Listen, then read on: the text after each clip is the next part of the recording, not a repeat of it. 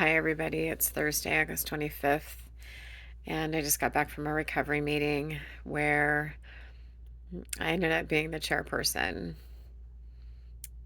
The chairperson is the person that speaks and shares their story. It was not planned that way.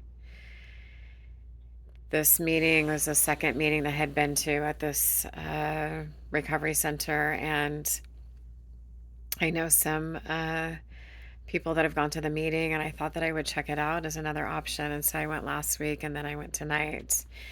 And they changed their format. So tonight was the person who's chairing the meeting is the person who has the longest continuous clean time in the room, which was me at 2 years. There was a woman that had like 35, but for whatever reason, it ended up being me. And so I spoke in front of about 45 people, and it was on a whim, and it was exactly where I needed to be. We underestimate that our higher power is always looking out for us. I often don't trust it. And the past week and a half, 2 weeks, I've seen where my higher power is placing people before me to learn from. I see that it's placing me with people to show me love and support. And tonight it put me in a position of being really vulnerable in front of people that I didn't even know. And so we have a book that's called Just for Today, and it's a daily motivational book where there are inspirational paragraphs, stories for each day, and we read from that and then share based on what the reading was related to. And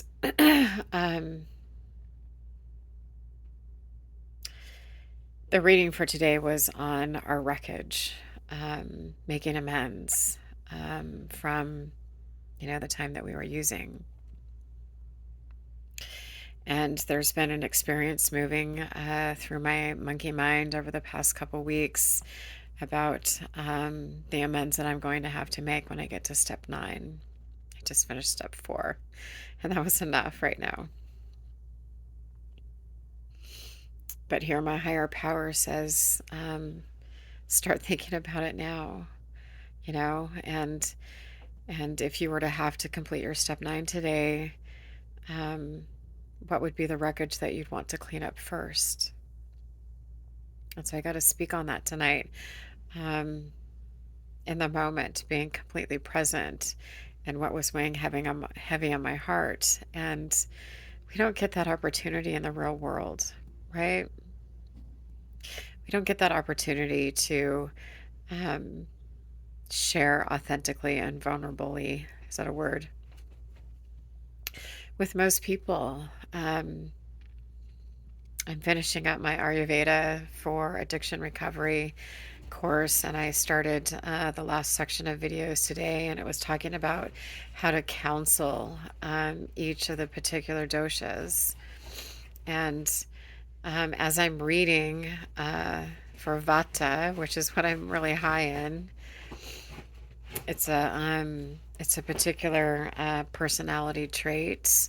There are certain characteristics that go along with it, certain addictive behaviors that go along with it, certain foods that you tend to prefer to eat when you are high in the 3 categories. And so mine is Vata, and so I've been taking some herbal supplements to calm my Vata down.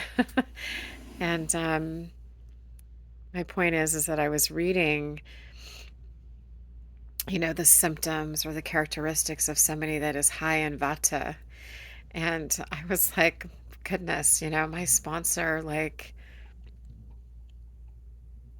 she knows what she's doing. Because the characteristics that I carry, it can be challenging to counsel or to soothe in somebody. You have to know the right way to address their personality in order to actually really help them. Not to beat them down and to make them feel worse about who they are, but ultimately the goal is to counsel them on the way their mind works so that they can get back to sattva, which is the restful space.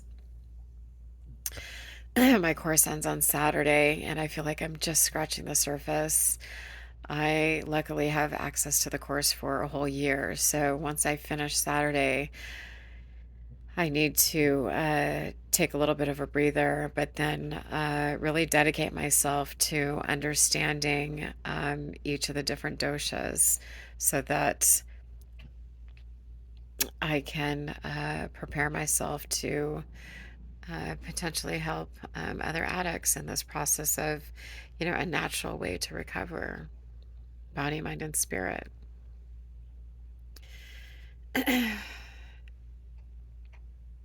I am truly, I'm grateful to be an addict. I'm grateful that I have an opportunity in front of me to dissect these traits within me, not only for myself, but so that I can help others do it too. We all have addictive types of behaviors.